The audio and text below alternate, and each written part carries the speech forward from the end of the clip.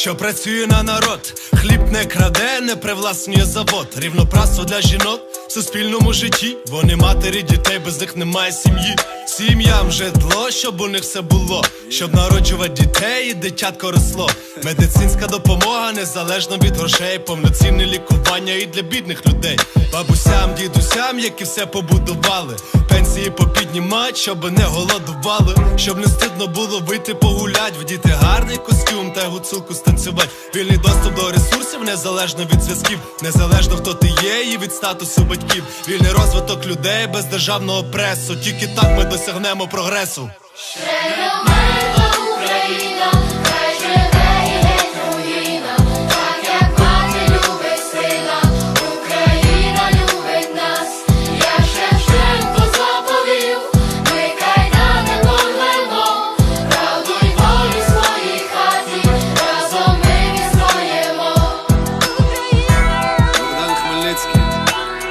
Тарас Шевченко, Леся Українка.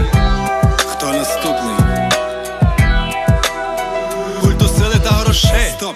Ми поставим кінець. Я за культ свободи всіх, хто зі мною молодець. Хто візьме хабаря, в космос полетить. В нас корупції не буде, тут таким нема де жить. Суботекс, алкоголь, метадон, нікотин. Кожний день пожирають дітей України. Я за овощі після спорту для всіх. Ча-ча-ча для старих і кунг-фу для малих. 600 тисяч українців помирає кожен рік, а іще половина емігрує. Може Україна не дожити цей вік. Крім нас, українців, ніхто неньку не врятує. 1000 років ми воювали за нашу свободу. І що ми дістали? Грошей народу не було і немає. Він з голоду тихо здихає.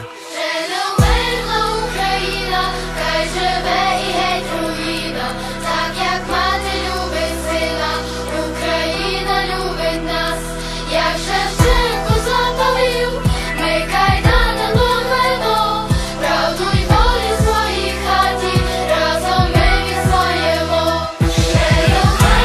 Україна, хай живе і геть руїна, так як мати любить сина, Україна любить нас, як Шевченко заповів, ми кайданами рвемо, правду й волю в своїй хаті, разом ми відстоїмо.